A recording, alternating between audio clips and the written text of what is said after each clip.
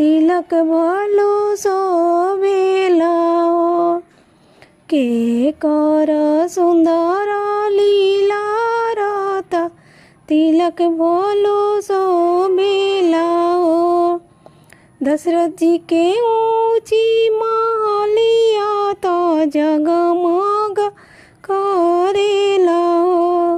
राम जी के सुंदर लीला तिलक भलो शोभेला हो। राम जी के सुंदर लीला तिलक भलो शोभेला हो। जनकपुर से आइले तिलकहारो तिलकवा चढ़ावे लगले हो। जनकपुर से आइले तिलकहारो तिलकवा चढ़ावे लगले हो।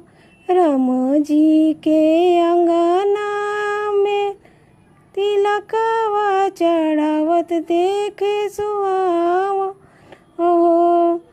राम जी के अंगना में तिलक चढ़ावत देखे आवन हो। अंगना में बैठेलन जनक समधी अंगना खेलन हो। अंगना में बैठेलन जनक समधी अंगन रे खेलन हो। समधी के अंगना बड़ी छोटा तो निक नाई लागेला हो।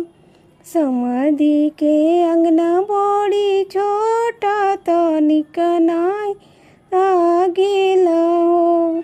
जाजी मोपो बैठेलन दशरथ समधी राम के नीरे खेलन हो।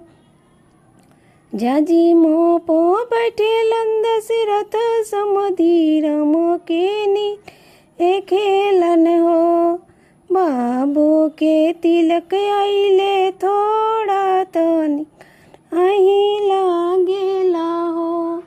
बाबू के तिलक आइले थोड़ा तो कनाही लागेला हो। के कर ऊंची मालिया तो जगमग करेला हो। के कर सुंदर लीला राती लक